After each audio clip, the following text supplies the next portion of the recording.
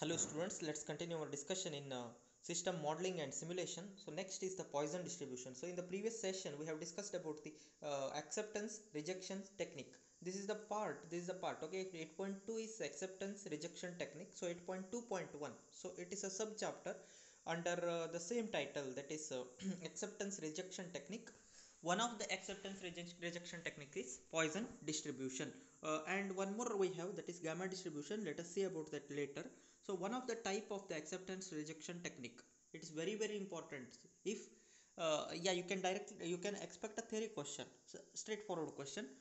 Explain about the acceptance rejection technique, various techniques of acceptance rejection test.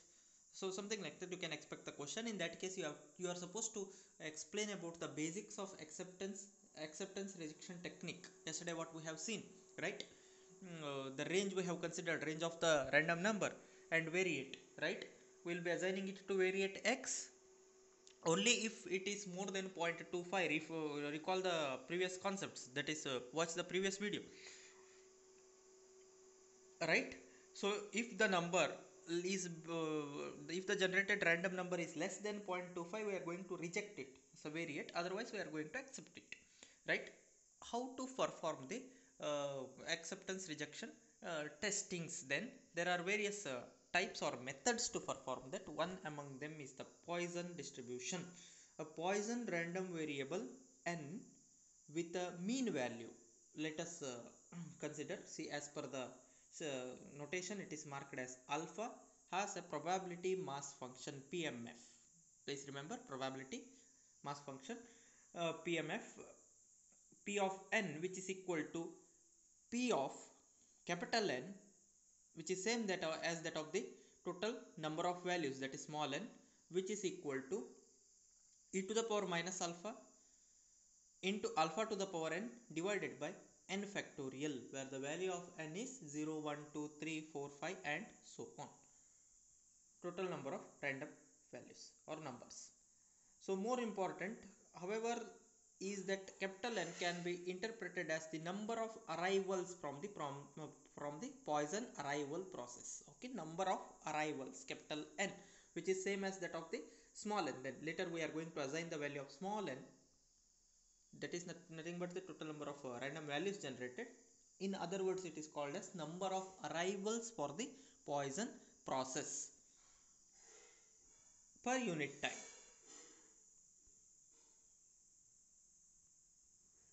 Fine. You can just go through the statements. They are relating it to the queuing model for the arrival process, which we have discussed in the module 1 and the queuing concepts of module 2. Okay, same thing they have mentioned. So n is assigned to n if and only if the arrival inter arrival time what is inter arrival time? Time between two process, or time between two numbers, or time between two customer, with respect to the previous concepts what we have discussed before lockdown, right? Queuing model, in that just recall arrival time and all, inter arrival time, those things. Okay, so they are writing that equation. Just go through the equation here, right?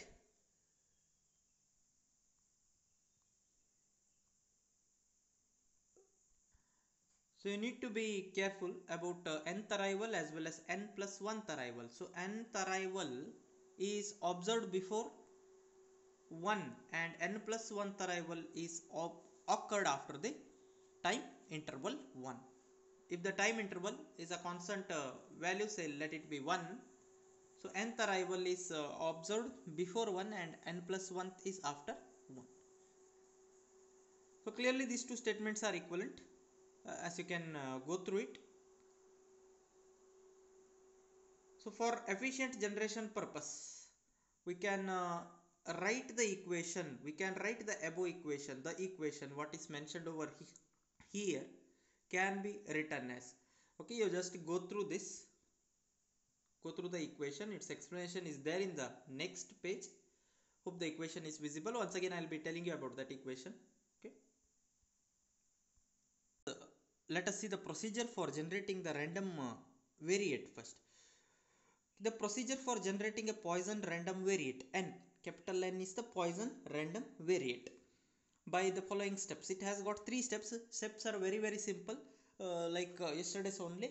Okay, the range we have to consider first. Then if it is less than that of range, then you are supposed to reject it, otherwise you have to accept it.